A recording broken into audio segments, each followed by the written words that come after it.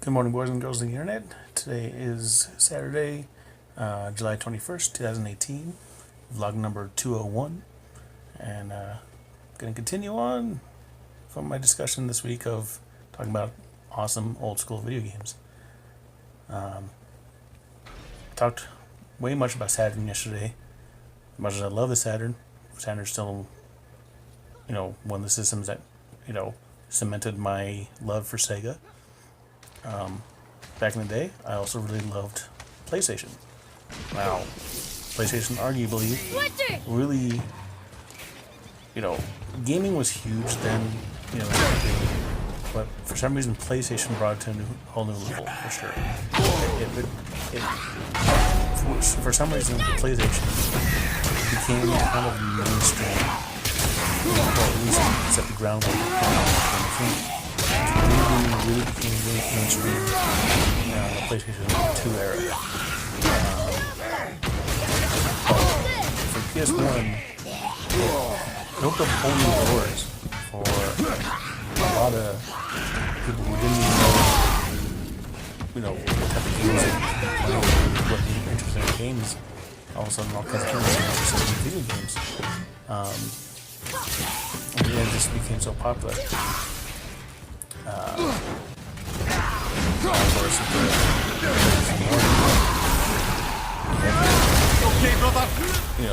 Some of the top games on there. You can't go without mentioning some of the most iconic games on the series system. Final Fantasy 7. Final Fantasy 7, even though it's not my favorite Final Fantasy game, it's up there. It's one of my favorites. It's not the favorite. Final Fantasy 3, still 6, that still is my favorite. Final Fantasy 7 for me impressed me in such a way that when I saw the cutscenes in that game and I saw the CG backgrounds, even though you look at it today and it's very crude, very archaic, but when they had the CG cutscenes, to me in my mind I was like, wow, this is what I want to do when I grow up. Or I was still a teenager at the time. This is what I want to do for a living. I want to make games. I want to make cinematics. I want to make animation. And y'all know this if you watched my vlog 100.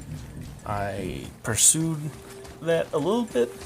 I went to school for animation and graduated with a degree with animation, but never did anything with it. Sorry, spoiler alert, disappointing. Still, it was probably an inspiration to many, Final Fantasy 7, because it was such a groundbreaking game. Of course, they had like Final Fantasy 8 and Final Fantasy 9, and with each game, Square Enix is like up the level of their animation quality tremendously. It was pretty remarkable, and within the span of a few years, Square Enix was full on making a 100% CGI feature-length movie. Final Fantasy Spirits Within. Guess I'll just drop what I was doing. Granted, even when you look at it today, it wasn't that good, but it was supposed to be like a photorealistic movie. And back then, it was super impressive. You look at it now, it's pretty archaic looking. It still holds up for the most part, but visually wise, story wise, a lot of people didn't like it. I kind of enjoyed it, but this is talk about PlayStation, not talk about Square Enix. I just want to kind of go into that a little bit. Probably the next game on most people's list of PS1 games that they remember.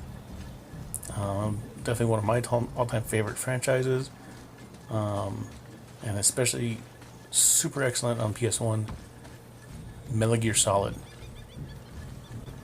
Metal Gear Solid was such a a cinematic and epic action game. Like the stealth action in that. Like, I don't think I've never played anything like it. Yeah, there's been stealth games before, but the way they did this in the story and the way they did the cutscenes, you know, it felt like a Michael Bay movie on a PS1. You know, it was so cinematic and stuff. And I think not much more I can say about Metal Gear. If you know Metal Gear, you know how awesome Metal Gear is, especially the first one. Everyone was excellent as well. I mean, I love all the Metal Gear games. You know, sure, a lot of people can say Kojima kind of was going off the rails a little bit with some of the things that he had, you know, a little bit fantastical elements, but it was a video game. That's supposed to be realistic. You know, who can really say that the first Metal Gear wasn't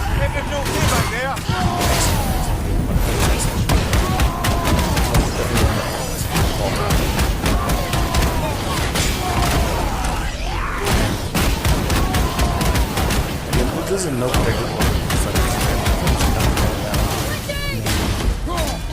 lot of my favorites. I can't go without mentioning Castlevania Symphony of the Night. Such an epic side-scrolling, such an epic Castlevania game. The 2D was remarkable. The animation, you know, all the backgrounds, you know, it was old school Castlevania at its finest. But with a whole new spin to it. It had, they dubbed it Metroidvania because it had like that Metroid. If you ever played Metroid on like the Super Nintendo or NES, you know that it wasn't a linear adventure. Even though it was a side scroller, you like, you know, come across like areas in a, you know, kind of a big map area of a side scrolling game, and there's like certain areas that for some reason, like, you can say, oh, here's a door, I can't pass it for some reason. You know, there's a key or something I need, or I need a certain item. Well, that's the way, you know, Symphony of the Night was. There was so many things that you had to kind of like, you had to keep backtracking to, and, you know, going around this castle in different ways, and you had to, you know, unlock things a certain way, you had to find new items, and it just made it kind of, had a little like RPG elements to it, because you had to like, equip different weapons, your character leveled up, you know, so it's very unlike any other Castlevania game that came before it. And I can't go much further without mentioning the music. The music in Symphony of the Night, you know, it's called Symphony of the Night. It's very symphonic, very epic. You know, you hear all these tracks that had, you know, like organ sounds, and just, you know, they had some other tracks that had like heavy metal guitar sounds, and it was just, you know, an excellent soundtrack all the way through. A couple songs wasn't crazy about, but for the most part, the soundtrack for Symphony of the Night was probably one of the greatest of the 32-bit era. Now, I will say a caveat here. When I played Symphony of the Night, I played the Japanese version. So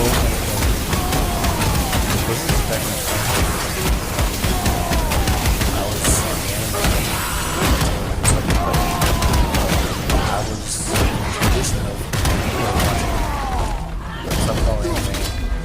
watching dubbed anime to watching subtitles. I was starting to kind of really hate dubbed anime. The original sounded so much better. It sounded like it had real emotion to it. It didn't sound like something off the line and for some reason, American version of Symphony Night, I don't know what the fuck went wrong. I don't know if they used like $2 microphones or what, but not only was the voice acting bad in that game, and the script was bad, they had really bad, you know, interpretations, but the audio quality sounded like the actors were speaking into $2 microphones.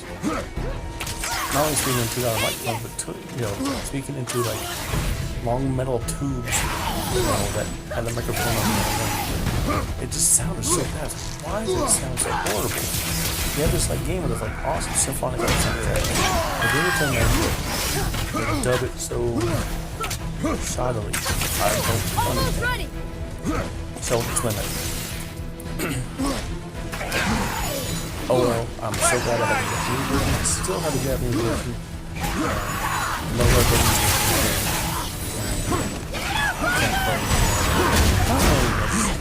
Voice acting was more superior. I'm ready. But it actually had more content. They cut it out of the American version. In the game, you get a toad, you get a demon. Well, that's it then. And there's a couple other familiars, but in the Japanese version, there was actually 2 sets of fairies and 2 demons you got. In the American one, they cut out one of the fairies and one of the demons. I never understood that. You know, they did different things. Every familiar did something different for you. But for some reason, the American version, they cut them out. Because I felt like they didn't do that much different for you. I don't know.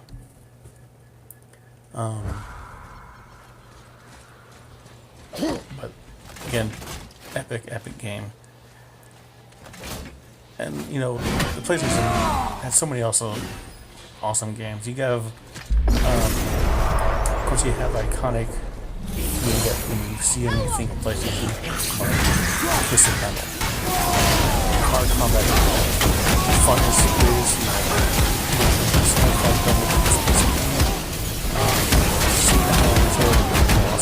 you got that and a motorcycle. I forgot. There's a guy like between 2 giant wheels. That's some of they're all unique, all very dark, twisted. Well, the shit I heard about this. You better. You got, of course, your Crash Bandicoot. Crash Bandicoot was fun. That wasn't my favorite. In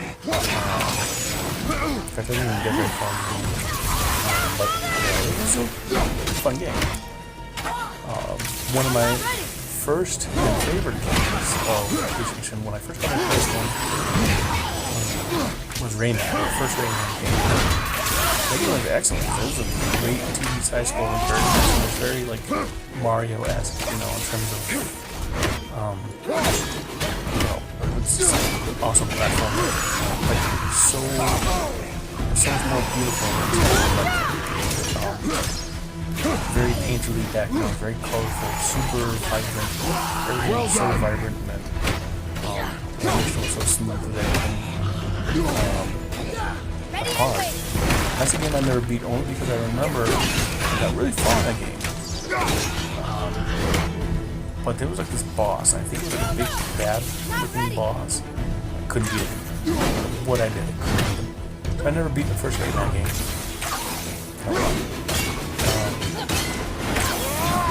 Of course, you can't also mention PlayStation. You also have to remember mention one of its other long-running franchises, Gran Turismo.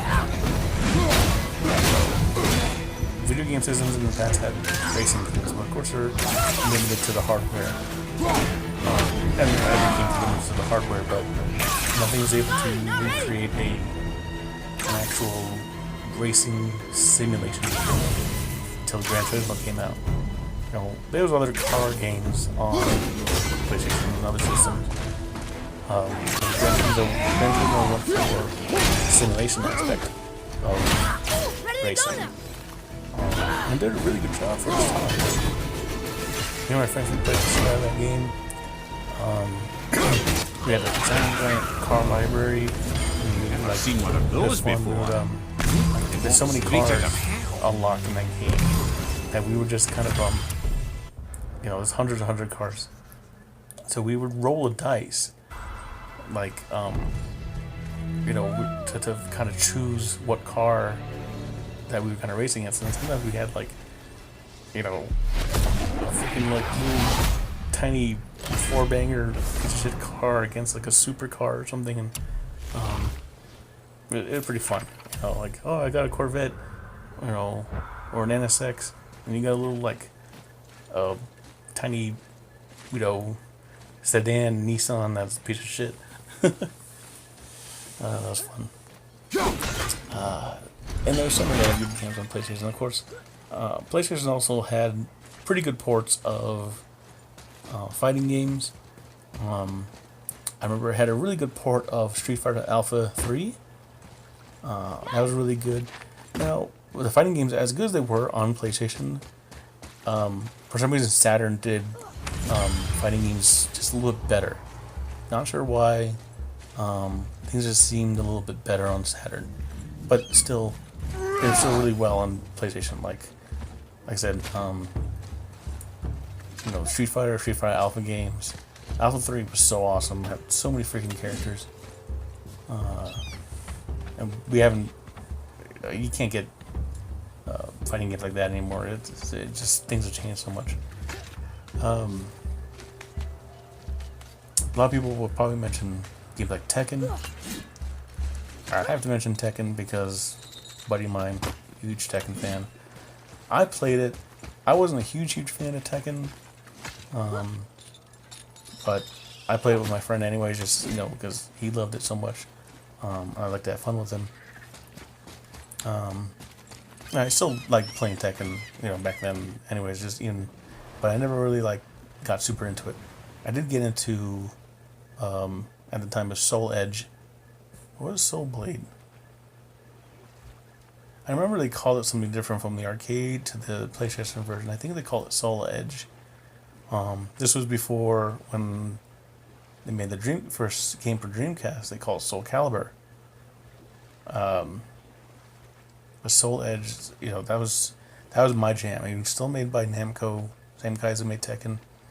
But I love like the weapon aspect of it. And that's my jam. I love Soul Edge, Soul Calibur. And to this day, I love Soul Calibur. I can't wait for the new Soul Calibur game coming out. I think at the end of this year or beginning of next year. I forget. What else on PS1? There's a couple other ones that I remember. I mean, a game I played a lot of, but, you know, it was... You go back now and it's like, oh, how did I ever play this? This game's so shitty. Is another fighting game, Toshinden. Battle Arena Toshinden. The freaking opening animation to that game was so fucking shitty. It was like, they actually got live action actors and actresses and it's like filmed them, like they put them in like costumes like the game characters, because it's, you kind of call it early cosplay. And it was just funny the way they did it. I remember thinking like the girl who was, what was that girl's name? Sophia or something? She had the whip. Like, oh, that girl's pretty hot. She has a nice ass. She had like no tits. And of course, like the character in the game, it was supposed to have pretty big tits. So I was like, oh, they didn't do that right. It's just funny. Was it right now? Like the opening animation, like song, is in my head. Oh well. There was some awesome other games on PS1 though.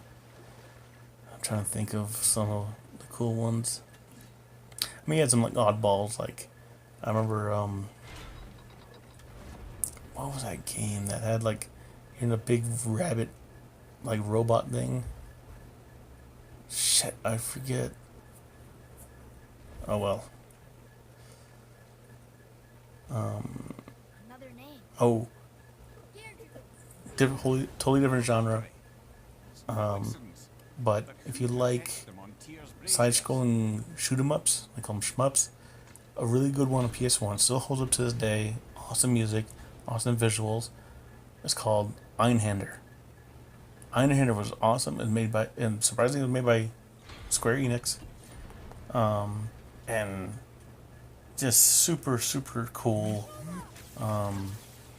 You know, like I said, the music was awesome. The visuals were freaking out of this world. God, I love that game. Also, speaking of Square Enix again, Square Enix made, that the PS1 was very kind to Square Enix. They made the most, the most awesome games for that system. Another one they made, and they were trying their hands at different genres.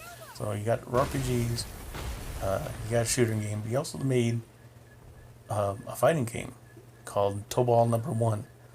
And it was cool. They collaborated with Akira Toriyama of Dragon Ball fame for the character designs, and they made this cool 3D fighting game. It was literally just like like a Virtua Fighter or a Tekken.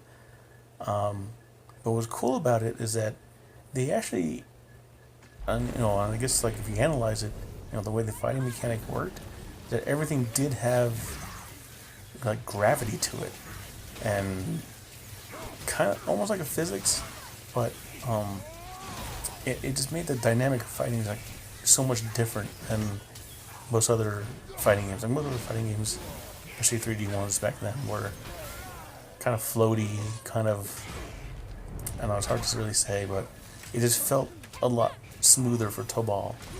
Now, they made Tobal 2, unfortunately never came to America because the first Tobal game didn't sell well in America for whatever reason. I guess they couldn't compete with like Tekken and stuff like that.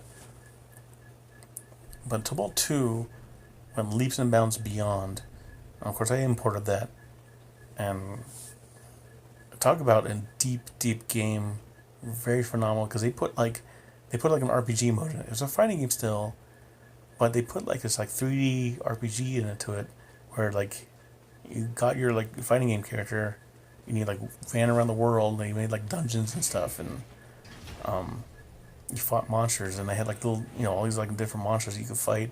And what's cool is when you fight them, you can actually have the opportunity to capture them. If you capture them, you can play them in the fighting game. So you literally had like hundreds of characters you can like play. Of course, most of them were like shitty, like little monsters, like a little blob monster or a chicken or some kind of like lizard thingy. But the game was awesome. You can like customize your characters. You can like change the color schemes of the different body parts, and despite being a PS1 game, this game ran at like high frame rate. Most game, every game back then, ran at maybe, you were lucky to get 30 frames a second. Tobal was a very smooth looking game. I think ran at 60 frames per second. I could be wrong at that, but I just remember it being a very smoothly animated game because they made it very simplistic wise in terms of the way they shaded everything and the way they nothing was really detailed texture wise. They had some textures, but for the most part everything was flat shaded, smooth shaded and stuff like that, so it still had a very anime looking look to it, so they didn't really need the textures, so they got away with having the game looking very, very good, yet not have very many textures in the game. So good on Square Enix for thinking outside the box for that. Moving on to another awesome Square Enix game that you can't leave off any list when you're talking about awesome Square Enix games. Final Fantasy Tactics. Tactics was such an epic game. Very deep storyline, very political. It was very like it wasn't like all those like fancy elements of like some big monster bad guy is gonna rule the world or something.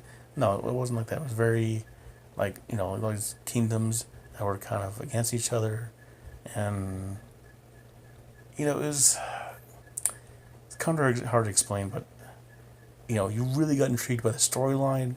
The characters were so intriguing, and it was an RPG, but it was a strategy RPG.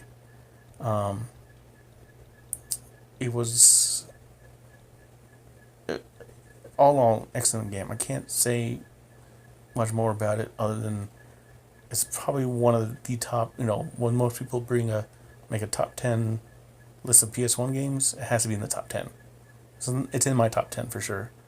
Even though, once again, it's a game I never beat. Sad to say. There's so many games I never beat, but it kind of sucks. There's some awesome games. I know there's a lot more. Again, I didn't sit down and think about or plan what games I was going to talk about. And I know I'm forgetting a bunch. Let's see. There's some oddball ones as well. And of course, back then, when PS1 came out, we pirated the shit out of games. My friend had a CD burner, and you could, like, if you knew what you were doing, you can copy games onto CDs. There's a certain way you had to do it. So I had like a folder full of, you know, burned CDs of PS1 games. My PS1 was modded, and it was just so cool to be able to pretty much play anything you want. They don't do such things today. There's no such thing as, like, I mean, that's one good thing with, like, nowadays with digital distribution. Like, piracy has probably gone way down. I'm sure on PC, you know, people still pirate games, but I don't think you can ever pirate a PS4 or Xbox One game. Could you? I don't know. I'd be very, very amazed if you could, if someone figured out how to do it. What other PS1 game? That's another. I mean, there were some other games like Working Designs. They came out. I mentioned them. They bring out all kinds of awesome RPGs for Saturn. They also made a couple for PS1. One was Lunar. Now Lunar was actually a port from the Sega CD. Not many people know that, but it was a Sega CD game first. They ported it to PS1, and of course, being Working Designs, they made it really awesome box art and stuff. What other good games are out there? Parappa the Rappa. Can't forget about that. Awesome. You know, this was a time when, like, people were, like, inventing new genres. It was a rhythm game. You know, there wasn't no rhythm games before that, not that I can remember. You know, it's all in the mind. You know, I freaking love that game. Speaking of rhythm games, another one we played a shitload of is Bust a Move. I call it Bust a Move to this day. I can't call it what they call it in America. In America, they call it Bust a Groove. Only reason is because there was a puzzle game that they brought out. I think it was by like Taito or something. In Japan, it was called like Bubble Bobble, but in America, they called it Bust a Move. I don't understand. So when they brought out Bust a Move in Japan, it was a dancing game, and it was like music, genre type of game. You press buttons and time with the music and stuff. You can watch your characters dance. I love that freaking game. Frida is still my favorite character of that game. She was so cool. Anyway, when they brought it to America, they couldn't call it Bust a Move because there was already a game called Bust a Move that was completely different. So they had to change the name. They call it Bust a Groove. So nowadays, whenever I talk about that game, I have to remember that they probably only played the American version, and like they say, like, oh man, I love Bust a Move, and they're all, huh? You mean like the little puzzle? No, the dancing game, Bust a Groove, and I have to like kind of remind myself to do that. But yeah, there's so many other games. I'm missing so many other ones. I know I am. All in all, though, well, hold on. Before I finish it up, how can I forget about Resident Evil? You know, Resident Evil was so... You know, you couldn't... Survival horror. Yeah, there were survival horror games before, but I think Capcom cemented itself as that was the survival horror game. It's iconic to this day. In fact, they're remaking the second one next year. Completely new game engine and stuff like that. But the original Resident Evil 1, 2, and 3, freaking amazing. I love those games. Later on, I got kind of tired of zombie games, so I kind of fell out of playing Resident Evil. What else was cool? Well, speaking of weird, you know, I almost forgot when I was talking about Square Enix and them trying different things. One thing they tried is another type of RPG, but set in like modern, like New York City, and they had like monsters and stuff. But it wasn't like a kind of RPG like, but not really. It's called Parasite Eve. Now this game has some creepy ass freaking cutscenes in it, but I loved it. I remember when I first played it, I played the Japanese one, and it was so hard to kind of figure out what the hell I was doing, but I did it anyways. Parasite Eve 2 was kind of cool too. Not as much as I didn't like it as much as the first one. Though the first one I think was just so epic and iconic. The cutscenes in it were so cool, even for back then. Creepy as hell. Freaking the monsters in that game were so like, disgusting. They were like demonic and like decrepit and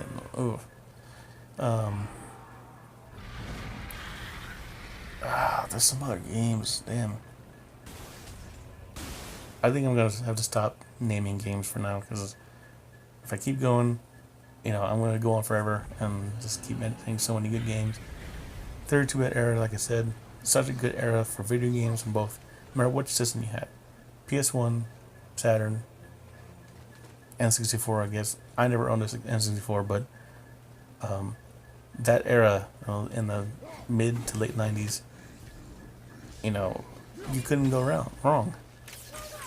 Everything was so good. You know, and that was like I said, the real kind of jumping off point for gaming to become mainstream. So you have to kind of recognize your roots, and you know, recognize that's where. Without that, gaming wouldn't be where it is today. It would be around, but it wouldn't be where it's at today.